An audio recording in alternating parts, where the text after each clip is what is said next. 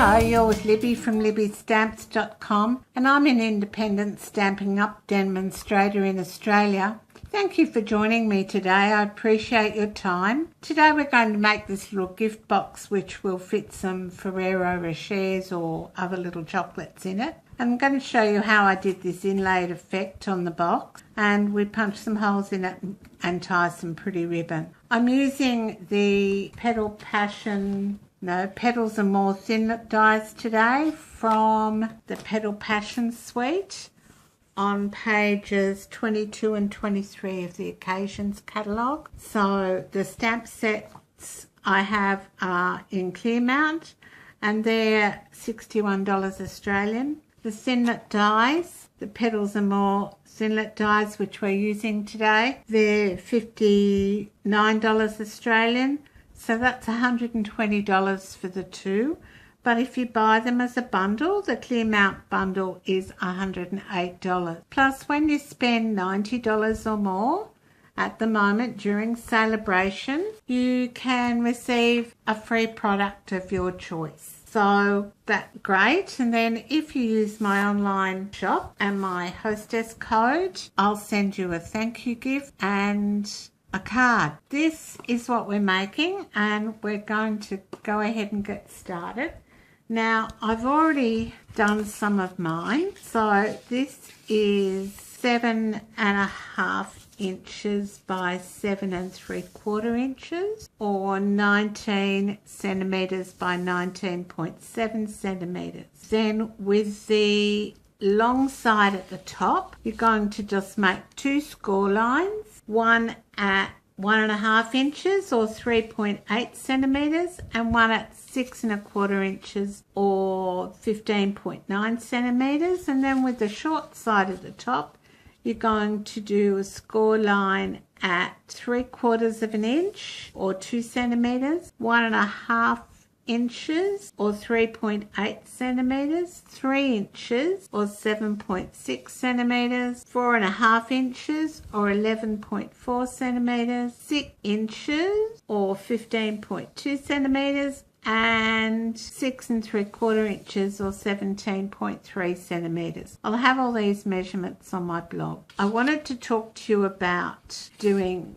this part of the box. So obviously this is too wide for your big shot platforms. So these two little end bits that are 3/4 inch, if you fold them in and put them on your big shot plate like that, and then you come along with your die and just place it there. Use your magnetic platform and run it on through. Yes, you have to do it 4 times, but that will fit and it goes through quite easily. And when you're finished, you end up with 4 of these little flowers, all right? And they sit inside just like that. So that's how you get that effect. What we're going to do is you have to cut 2 pieces of Whisper White card, which are 4 5/8 inches long by 1 3/8 or 11.8 centimeters by 3.5 centimeters. And you're going to pop them, you're going to glue them in here. So you just need some liquid adhesive and just go around the very outside, and you don't need a lot, but you need it to stick all the way around so nothing pops out later. That one's done. And you're just going to stick them over where you just did your thinlit cutting, and you've got score lines there too. It'll take creation, imagination. Try to draw outside the line. Let us see inside your... So now your box sort of looks like that. Then you're going to burnish all those score lines. So I'll be back in a minute when I've done that. We've done that. Now you need to bring in your snips and you're going to cut here down to the second line, the second score line. Try and cut it as straight as you can. Mine's not very straight today. And you're going to do that on both sides. So just cut straight across there, and then you're going to cut here, here, and then again here, and down that score line. So you're going to do that to both sides. So I'll be back in a minute when I've finished cutting all my bits out, and then you'll be able to see the template. You'll find inspiration. All I'm saying is you can do it. I want to hear you say, I am independent.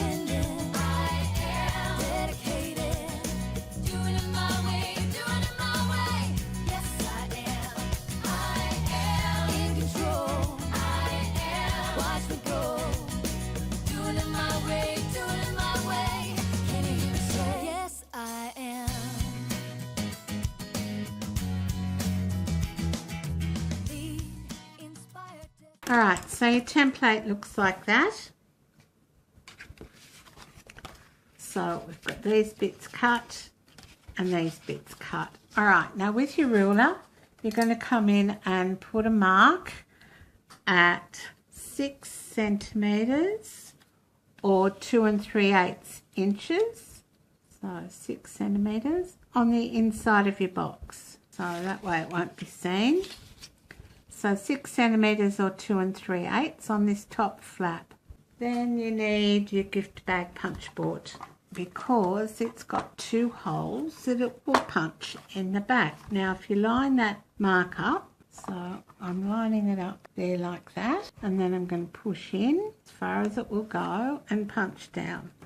Then do the same on the other side, and then you've got your 2 holes for putting your ribbon through. We need our envelope punch board because we're going to use the back of that to give us some rounded corners. Now, if you have a bit of trouble getting it in so it's square, just close your flaps over.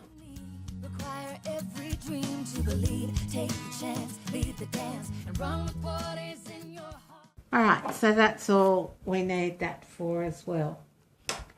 Okay, now it's time to put our box together. So the first thing we're going to do is pop our little flowers in. Now, good idea to make sure you've got them all going the right way. Ask me how I know, because otherwise they won't fit. And then you're going to come in with some fine tip glue pen and just put some adhesive on with your fine tip glue pen and then stick them on to your box in those little areas that we die cut earlier. Now, fine tip glue pen's great. Alright, so just a little bit on each one. Now your fine tip glue pen will work better if you give it a few seconds to dry off a bit, and it just, I don't know why, it just seems to adhere better to your project. And it's good for this sort of thing because it's got a fine tip and you don't get glue everywhere. The trick to this is to pop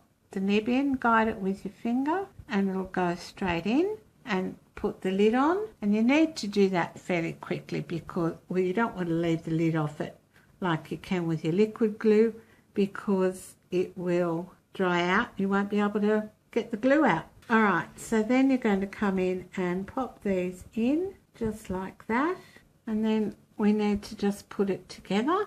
Alright, so that's how we've got our inlaid look, and you can use that with any number of dies. Just make sure you keep the bits that you cut out. You don't have to keep all the little tiny bits, but the framey type ones. So you could do this one here out of the pack and just keep what you cut out. You could do any of them really. Don't do these ones that cut whole flowers out, but you could do the leaves and this one. So they look really lovely, and you can buy all these in my online store. So please shop with me if you live in Australia, and I'll send you a thank you card and a little gift. As I said before, if you use the online hostess code, which you can find on my blog at libbystamps.com. We're going to put this together now, so I'll turn it over. So this is the base of our box. So I'm going to have those flaps on the outside. So these flaps need to go in. So you're going to put those 2 in, and I might just burnish them down a bit. So in with the liquid glue again.